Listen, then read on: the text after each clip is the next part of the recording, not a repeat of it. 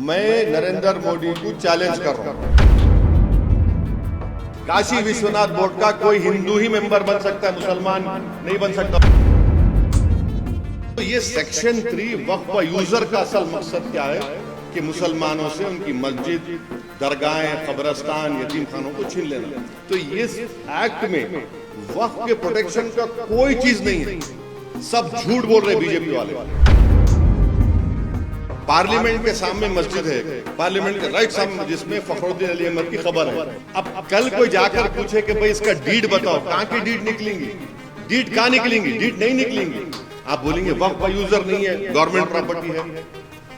खबरस्तान को जाके बोलेंगे डीड निकालो। अब जितने खबरा है वो हजरत ईसा अलैहिस्सलाम बोलते थे खुम बिइज़्निल्लाह, बोल तो मैं तो नहीं बोल, कोई नहीं कर सकता। अब वो खबरों में से कौन पुकार के बोलेंगे हमारे में डीड है बोल। इस बिल में वक्फ बोर्ड को, वक्फ प्रॉपर्टीज को बचाने के बजाय बर्बाद करने का तरीका है। अगर आज कोई आदमी वक्फ प्रॉपर्टीज को इलीगली बेचता है या चोरी करता है, उसको एक्ट में लिखा गया 2 years रिगरस इम्प्रिजनमेंट। आप हिंदी पिक्चरों में देखे होंगे, डायलॉग आता क़ैद बामुशक्क़त। अब क़ैद बामुशक्क़त को करके सिंपल इम्प्रिजनमेंट कर दिया, सिंपल इम्प्रिजनमेंट कर दिए। कौन सा वक्त का बचा लिया? फिर उसको नॉन वेलेबल था, इसको वेलेबल कर दिया। सेंट्रल वक्फ बोर्ड सेक्शन 19 है और स्टेट वक्फ बोर्ड जो है वो सेक्शन 14 में आता, 95 एक्ट में। अब उसमें क्या बोल रहे कि मैंडेटरी है सेंट्रल वक्फ बोर्ड में 2 हिंदूज को मेंबर बनाना, 2 हिंदूज को। अभी क्या है, अभी कोई भी हिंदू मेंबर नहीं बन सकता सिवाय सिटिंग मिनिस्टर के। आप हमको ये बताइए, और स्टेट वक्फ बोर्ड में आप तकरीबन सिर्फ चार मुसलमान रहेंगे।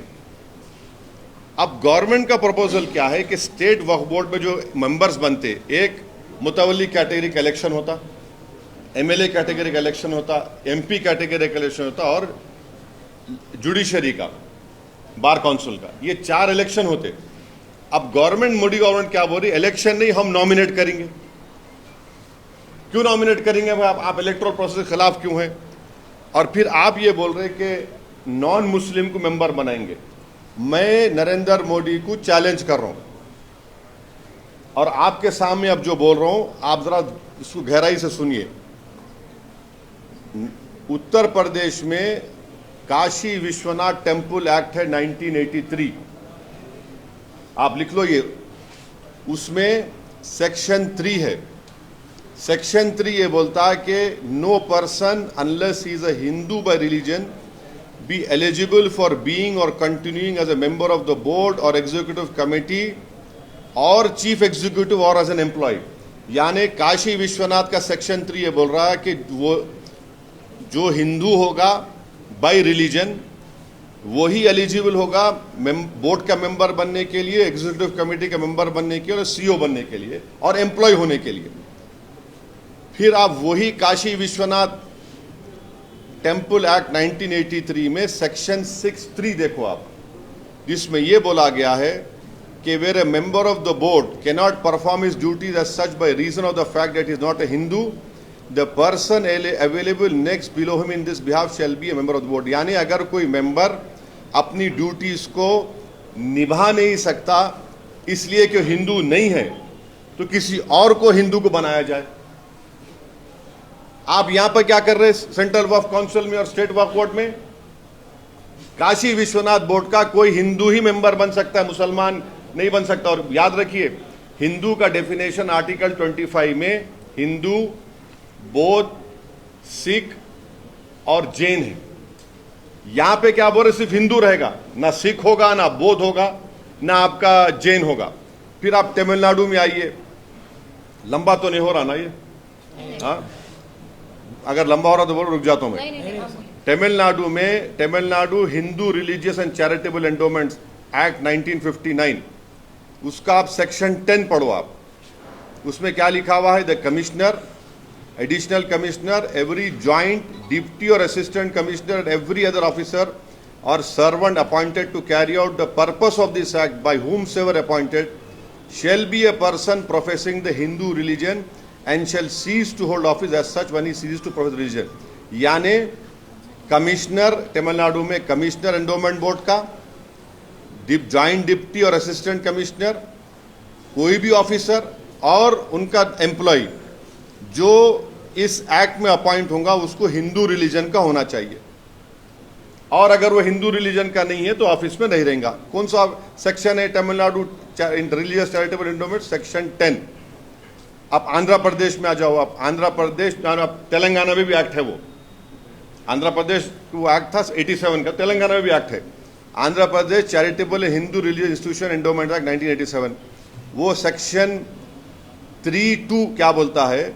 Additional commissioner, additional commissioner, every regional joint commissioner, deputy commissioner, assistant commissioner appointed under subsection 1 exercising the powers and performing the functions aforesaid in respect of religious institution endowment shall be a person, shall, देखिए जब लफ्ज shall आता ना law में तो mandatory हो जाता। shall और में फर्क है। में माने दोनों में हो सकते, shall में फर्क, ये shall वर्ड आया तो सिर्फ वही हिंदू माने वही मैंडेटरी हिंदू होना।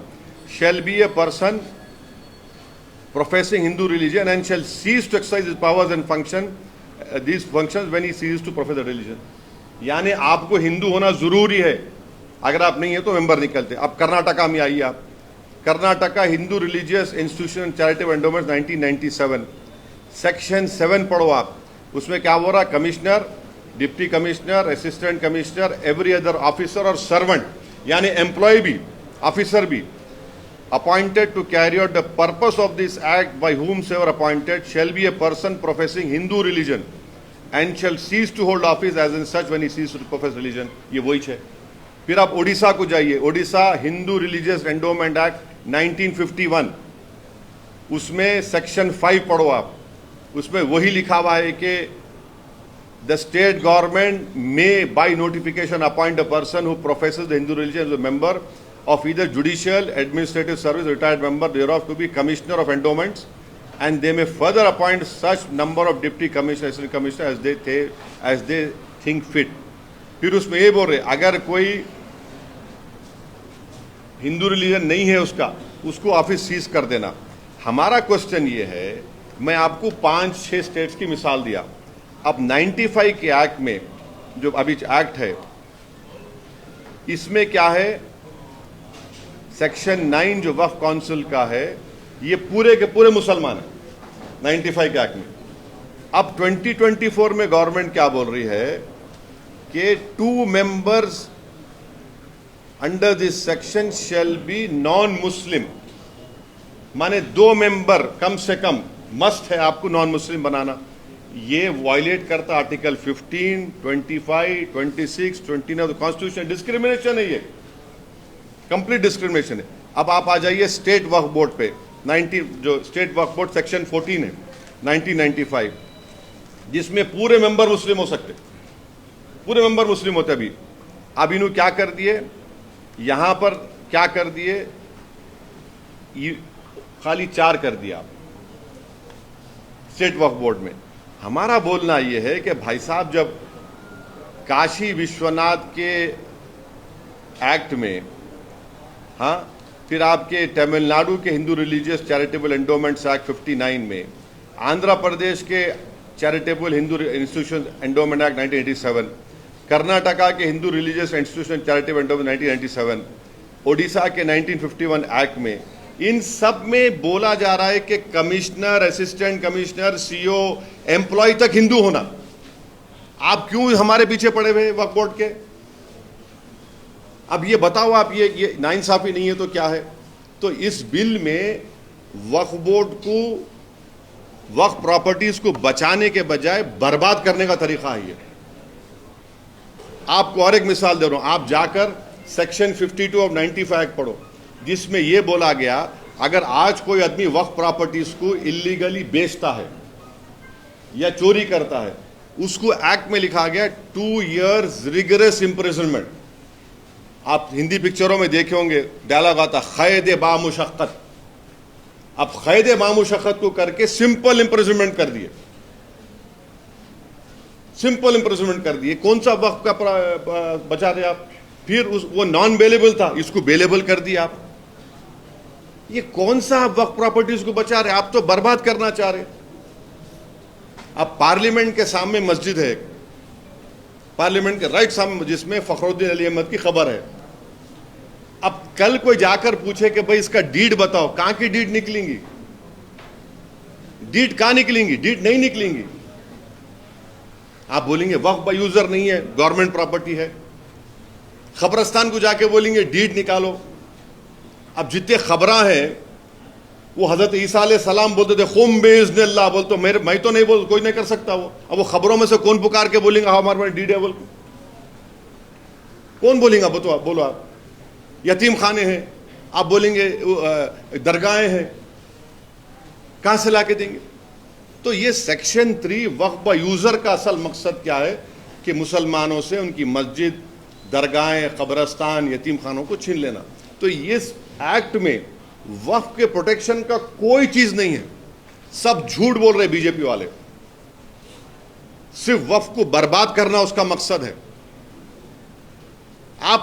मैं आपको जितने सेक्शंस बोला हूं ना, आप जाकर पढ़िए। अगर मैं एक भी झूठ बोल रहा हूं तो आके मेरे पकड़ लो आप मेरे को। तो ये आप क्या कर रहे हैं भाई? हां, आप हमारे को समरी एविक्शन पावर्स दो, पब्लिक प्रेमिसेस एक्ट में हमको डालो आप। और आपको मालूम, दिल्ली में 123 प्रॉपर्टीज को ना इंदिरा गांधी के जमाने में दिल्ली वक्फ बोर्ड को दे दिया गया था।